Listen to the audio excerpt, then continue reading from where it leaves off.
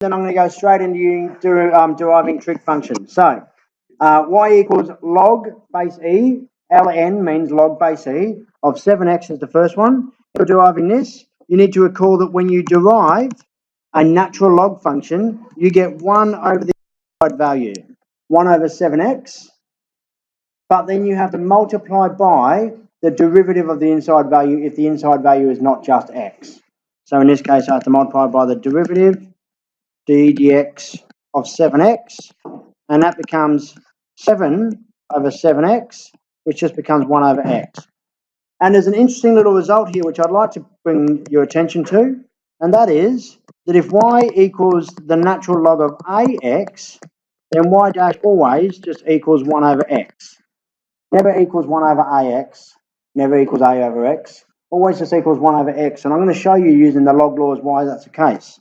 The reason is that y equals log of ax can be written as y equals log of a plus log of x. So plus log of x, that's our reverse of our log law. If you've got two logs added together, you multiply them together inside the log. The reverse of that. And then this thing here, that's just a constant. So when you derive this, the constant disappears. Log of x goes to 1 over x. You've missed 20 seconds of the first example. Good timing. So that's the reason why, but you don't have to worry about that. And in fact, you don't really have to worry about that at all, because if you get a question like this, it should be easy if you know the rules.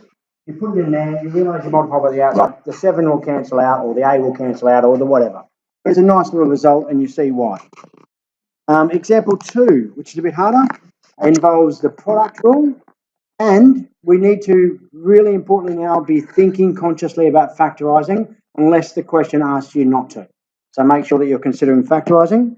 So y equals e to the x log x gives us y dash is equal to u dash v plus v dash u, where u is equal to e to the x and v is equal to the natural log of x.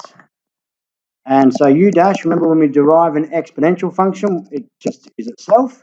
If this power wasn't just x, I would have to be considerate of that and multiply by the derivative of the inside.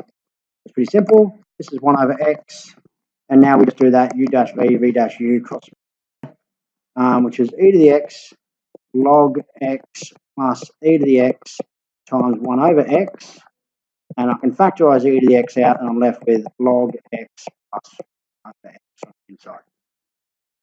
That's question 2. Stop me if you need to ask any question. I'll assume that we're good. Oh, something happened. I didn't actually. Okay. I think I've taken the rest of the answer down there. There we go. In a minute. C is y equals log x over x. It is a chain quotient rule question. Sorry. So C is a quotient rule question, and to derive this quotient rule question, I get y dash is equal to u dash v minus v dash u over v squared, where my u is equal to the numerator, which is log x, and therefore u dash is equal to 1 over x. Zoom in. My computer's really sticky today. U dash is 1 over x. V is equal to x, and so v dash is equal to 1. And my y dash is equal to u dash v, which is 1 over x times x, minus v dash u, which is 1 times log x, all over x squared. And 1 over x times x gives us just 1. This happens, you'll see that log x goes to 1 over x, and then there'll be some polynomial that it cancels nicely with.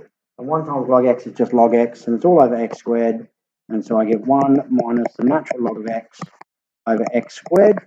I look to see if I can factorise or simplify, and in this case I can't. So that's our final answer. I'll get that right. Oh, 1 over x log x. I'll get that wrong. Whoops. That's the story. Don't do them in your head in front of a class. Okay, I'll just move the rest of this answer down here. Let's see if we got this one right. So this last question, y equals log of x cubed plus 3. I want to determine y dash. And again, I am now doing the chain rule using the slightly quicker method, the more intuitive method. If you want to use the slower method, that's fine. you just go along here and let u equal x cubed plus 3. And you know, if you're using a shorter method and making mistakes, go back to the slower method and just make sure you get it right. It'll cost you 30 seconds. But my y dash is 1 over x cubed plus 3. So I derive the outside function, which is the log, and I get 1 over the inside function when I derive a log. I have to multiply that by the derivative of the inside function, and that gives me x, not x squared, 3x squared over x cubed plus 3. I can't simplify this, and I'm in the nicest possible way, I'm going to say that this is still happening. People are simplifying those two terms.